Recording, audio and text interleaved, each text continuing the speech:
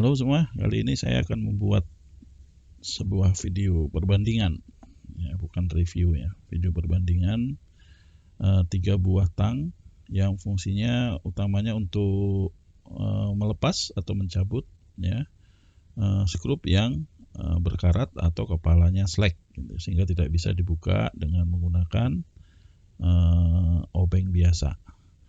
Semuanya produk dari Engineer Jepang. Ya, sebuah perusahaan Jepang yang memang menspesialisasikan dirinya pada membuat tools-tools seperti ini. Ya, namanya Nejisaurus produknya. Nejisaurus ini sebetulnya bukan produk baru, jadi sudah ada sejak sekitar 4 tahun, 5 tahun yang lalu, gitu ya, sudah cukup lama beredar. Dan serinya juga bermacam-macam. Ini ada 3 yang saya pakai saat ini.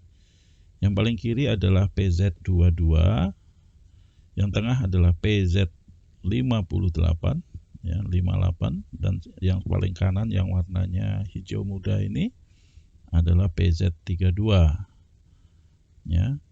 PZ22 ini khususnya dia sudah tidak lagi diproduksi di Jepang, atau mungkin awalnya memang sudah tidak dibuat di Jepang ya.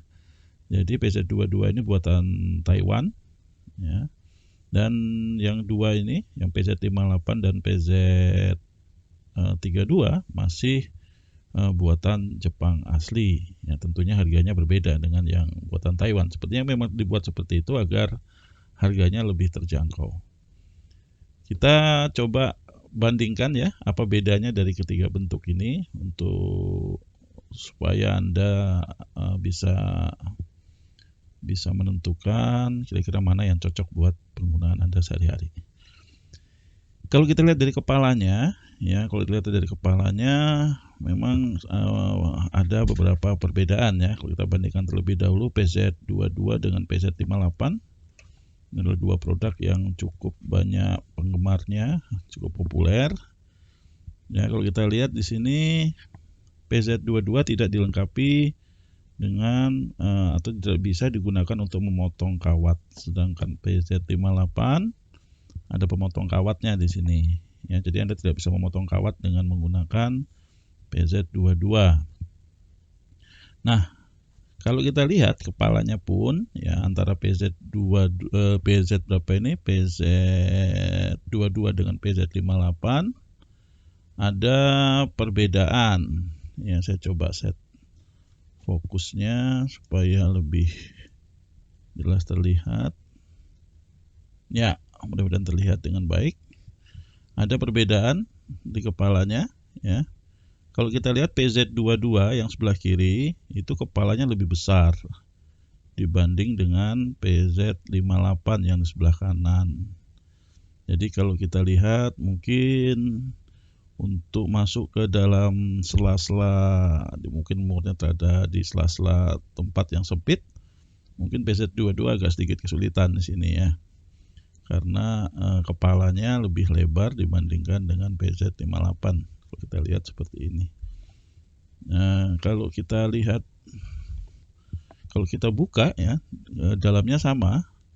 Ya, dalamnya ada semacam grip seperti ini yang mengikat atau menggigit gitu ya, menggigit skrup agar mudah untuk diputar.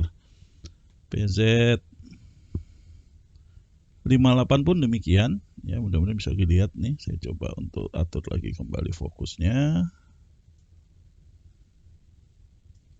PZ58 pun sama gitu ya. Jadi ada grip seperti ini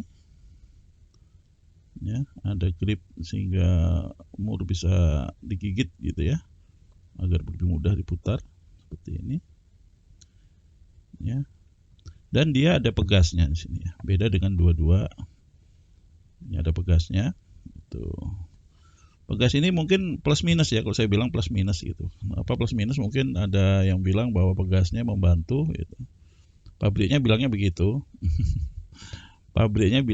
Pegasnya membantu agar lebih cepat dalam bekerja gitu. Tapi dalam sisi penyimpanan ini agak sedikit merepotkan gitu ya, sehingga Anda harus membeli maskingnya seperti ini ya, tutupnya seperti ini agar dapat disimpan dengan baik. Ya, tidak dalam posisi terbuka seperti ini. Biasanya PZ58 dijual bersama dengan maskingnya. Jadi jangan lupa untuk membeli atau membeli maskingnya, atau pada saat beli siapa tahu sudah include maskingnya seperti ini. Lalu yang kedua, PZ58 ini yang mungkin agak sedikit berbeda dengan 22 ya. Dalam posisi menutup tetap ada sela di antaranya ini, Jadi dalam posisi normal dia tidak bisa dipakai untuk menjepit sebuah benda tipis gitu ya. Jadi tetap ada sela di sini. Berbeda dengan 22. Ya, 22 kalau kita lihat rapat sekali. Ya, gigitannya rapat sekali seperti ini. Itu juga perlu Anda pertimbangkan ya. Jadi ada sedikit perbedaan di situ. Ini adalah PZ58. Ya, mungkin model paling populer katanya ya, tapi kalau saya bandingkan dari sisi penggunaan, saya lebih memilih ini untuk sehari-hari, PZ22.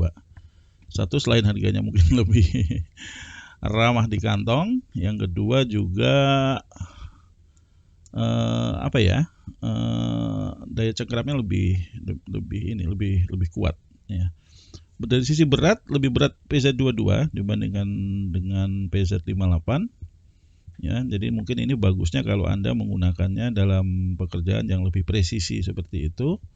Sedangkan PZ22 ini Anda gunakan kalau untuk pekerjaan yang dalam tanda kutip yang kasar gitu ya, lebih kasar gitu. Jadi bisa dipilih di antara kedua ini.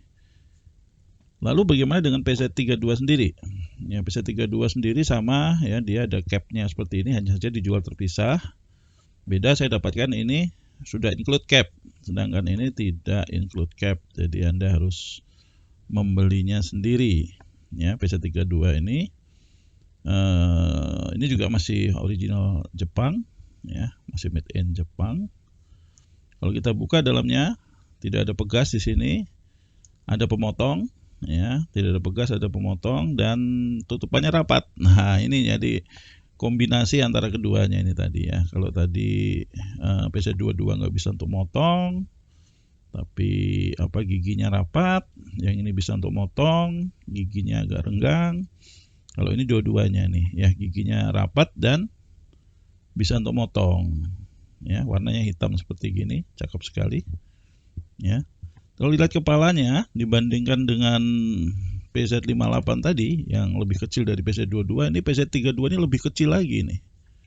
Ya, kalau kita lihat dari atas, saya atur lagi fokusnya. Ya, PZ32 ini lebih ramping lagi nih, ya. Lebih kecil lagi gitu, dengan bentuk yang hampir mirip ya, sama lah kalau dia bilang ya, sama dengan PZ58 gitu. Hanya saja lebih kecil. Ini sangat cocok sekali untuk Anda yang ingin membuka skrup ya, yang bermasalah pada yang letaknya disempit sehingga membutuhkan kepala tang yang lebih ramping gitu. Maka PZ32 ini bisa dijadikan pilihan tools yang Anda gunakan ya. Ini juga bagus ya. Dan yang saya suka karena tidak ada pairnya, saya sendiri nggak begitu suka ada pairnya seperti ini ya.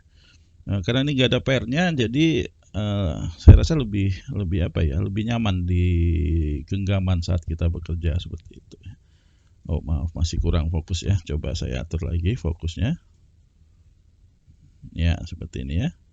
Jadi dia nyaman di genggaman gitu ya, dan ringan ya, beratnya juga tidak terlalu berat dibandingkan dengan dua model sebelumnya. Jadi seperti ini masih buatan Jepang ya, ada pemotongnya juga, meskipun ya sepertinya tidak sekokoh pemotongnya PZ58 ya. Yang saya anjurkan mungkin ini PZ32 untuk penggunaan yang presisi ya. Jadi jangan dipakai untuk membuka skrup yang istilahnya gede-gede gitu ya, karena memang dia tujuannya juga nggak terlalu besar nih ya, untuk yang kecil-kecil gitu ya. Jadi sebaiknya penggunaannya seperti itu ya. Demikianlah sedikit perbandingan ya, bukan review ya, istilahnya kalau review terlalu sederhana untuk video seperti ini. Ya, perbandingan kalau ditanya lebih baik pakai yang mana untuk sehari-hari gitu, karena sehari-hari mungkin kita butuhnya satu tools, itu satu yang bisa sering kita pakai. Saya lebih milih ini ya, lebih milih PZ22 ya, meskipun dia bukan buatan asli Jepang, tapi dari sisi ketergunaan sangat baik ya, usability-nya sangat baik ya. Jadi Anda bisa menggunakan untuk penggunaan ringan dan sedang gitu ya. Meskipun kalau untuk yang lebih berat lagi ada lagi tipe lainnya. Kapan-kapan akan saya buat videonya ya. Ini adalah pilihan yang tepat menurut saya dari sisi harga dan performance-nya. Ya, tapi kalau Anda punya dana lebih, ya tidak ada salahnya juga Anda memiliki model-model lain dari Negisaurus ini ya, sebagai pelengkap atau istilahnya lebih melengkapi koleksi Anda ya, dengan tools yang saya nilai kualitasnya bagus-bagus nih ya. Sangat cocok. Ya, mudah-mudahan membantu. Sampai bertemu lagi pada video saya selanjutnya. Ya, jangan lupa subscribe. Tetap dengan saya. Sampai ketemu lagi.